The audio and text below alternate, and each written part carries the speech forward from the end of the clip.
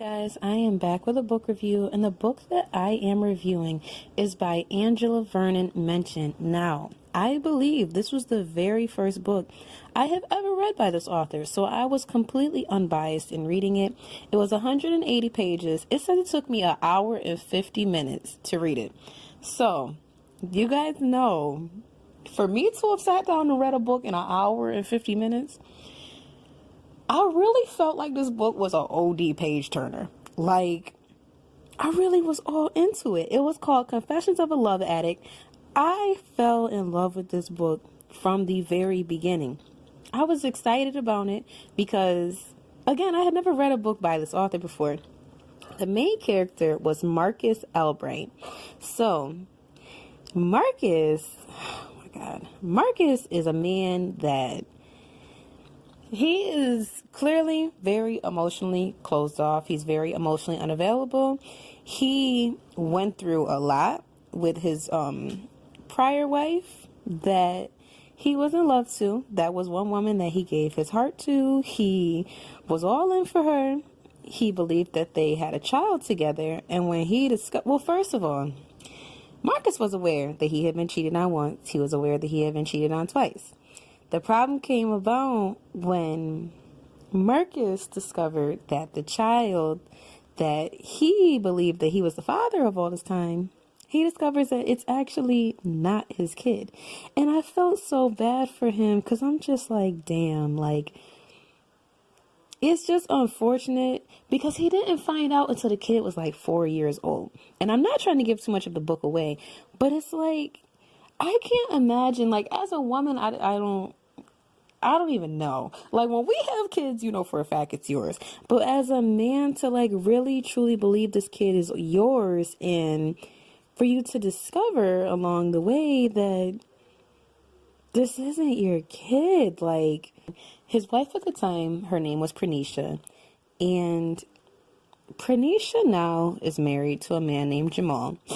And Jamal is who the biological father is to their child. So, oh my God, I didn't really know how I was going to feel about Jamal. I knew from the beginning I didn't like Pranisha because I just felt like, girl, if you didn't get caught, you weren't going to say anything. And I really hate situations like that where, like, I don't know if her being honest with him would have saved anything. I don't think that would have saved their marriage at all because the damage was done. Like, I don't think he would have been able to handle it anyway.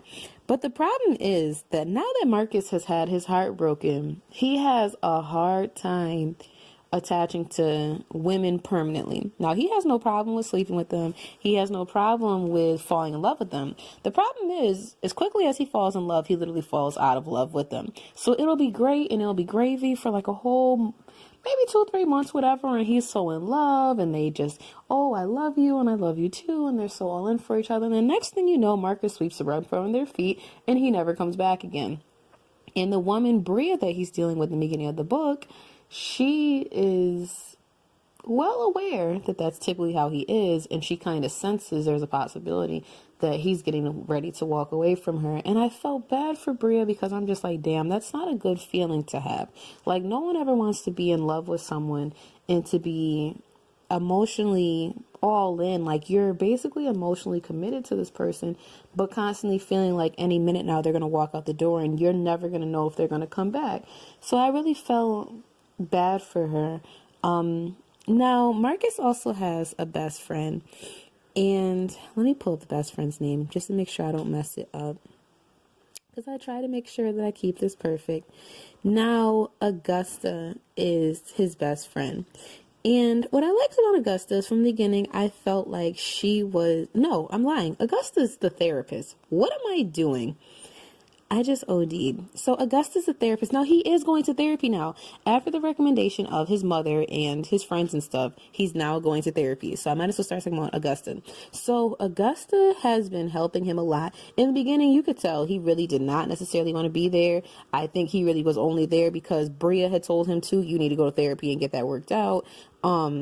His mother, Anisha was saying it too. Now, Sheba is his best friend that I was referring to. Sheba, from the beginning, I did like her, but I kind of felt bad because you can tell there's more to it than Sheba showing in the beginning about her feelings towards Marcus.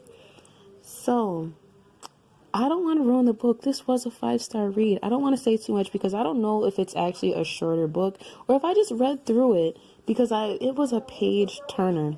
I will say the ending of the book will surprise you. It'll shock you. It'll catch you off guard. The book was not on Kindle Unlimited, but I feel like it was no more than like $4 or so.